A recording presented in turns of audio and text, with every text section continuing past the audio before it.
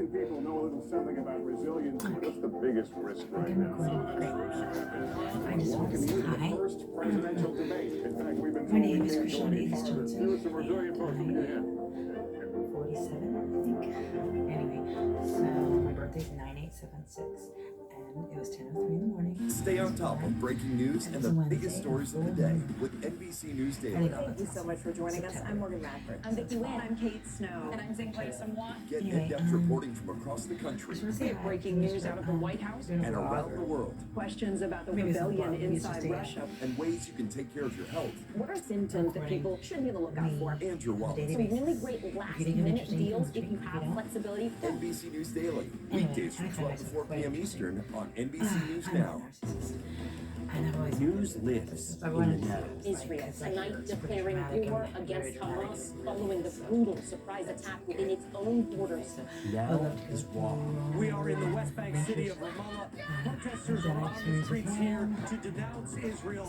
Now is real. Most of the time, the Iron Dome works, but there are rare occasions that a few get through, like here in Ashkelon. News for the generation of now is NBC News Now. Streaming free everywhere. Traits, it's just ridiculous. And I think it's amusing and hilarious as well. It does seem a little It was a mild day, that particular November 8th.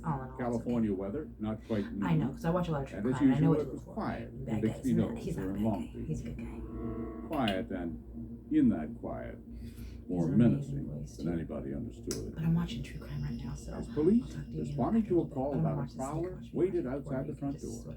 Neither they nor the half-awake homeowners attempted to check as she closed the door in their faces and went in search of a key for the gate to the yard. Seconds ticked by. The dog barked. The woman didn't return. So the cops, still not getting it, went in. Too late. She was attacked and she was killed right then and there while the officer was on her front porch. No. Just extraordinary. Yeah. The victim's name was Lynn Schochner. She was 50 years old. When they found her lying quite dead just outside her own back door, they could clearly see the bright red gash across her throat. How was it possible? The policemen were just outside her front door, and more cops were in alert mode out in the alley. But the only apparent witness to the silent murder of Lynn Schochner was Lynn's little dog, Zoe. Horrified officers found her lying by Lynn's side, her white coat spattered red. Back at police headquarters, Long Beach cops, like undercover man Chris Nelson, heard the chatter. We were sitting in the office, and we used to have a police radio on in the office listening to what's going on in the street. This was bad. We were right down the hall from homicide, and knew right away that this turned into a call out, where somebody got killed. Now, crisis mode. Detective Richard Birdsall took the call. Get down there, fast. Your first thought at that time, you remember what it was? It's a burglar gone awry. Did you have at the same time a sense of how the hell could we screw up like that? Like anybody else, you're trying to discern why she did what she did. What did the officers say? What was the conversation? Oh, yes, there were lots of questions. This would be ugly. Why did she go back in the house? Why did the cops let her? Why didn't they move in faster? How could they let the murder happen right under their noses? That was really disturbing. And, you hate to second judge another cop, but there were mistakes made. After all, a neighbor reported a prowler in the back alley. A prowler who may have sneaked into her house.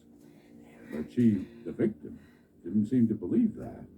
She had a little Eskimo dog that barked at butterflies. Mm-hmm. And there's nobody in the backyard. This dog would have alerted me to anybody. But She was wrong. She was wrong. Lynn's son, Charlie, was a freshman in high school then. He was sitting in math class. Somebody told him he was wanted in the principal's office. On the way there, he thought he was in trouble. And then, when they told him... I didn't believe it. I thought it was a joke. Until your father arrived with tears in his eyes. That was when I knew something was wrong. His father, Manfred, or Fred, as most people call him, came to take Charlie home. How was your father? Upset. I mean, he was crying. Couldn't drive. You know, I didn't really have eyes for him in that moment. It really, You're just a mess. yeah, And Charlie still could not believe what he was hearing. it really didn't set in really until I actually saw the house. And then it really just all came crashing down. His home was a crime scene. The house was taped off, and there's people going in and out of the house, a lot of neighbors around, like everything you see on TV. You never think it's going to be you. Oh no, no, no, no. It's surreal, very much so. What does that loss feel like? Yeah, I can't put it into words. It was tremendous. It was awful. I immediately call Mark, and I'm babbling on the phone. I can't even speak. Mark Jika is Charlie's uncle, Lynn's brother. After the initial shock, there's disbelief. Didn't burst into tears right away. I didn't start screaming. I was just stunned.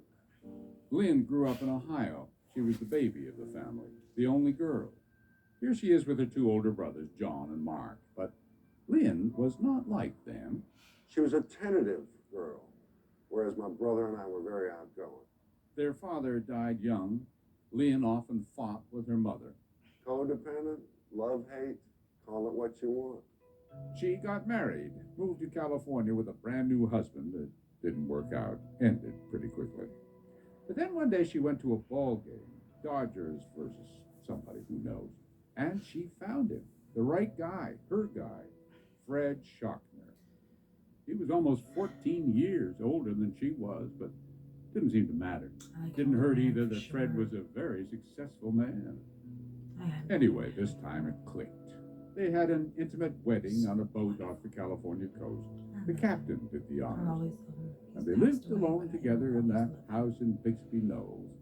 Until finally, after 11 years, they had a son who grew up to be Charlie.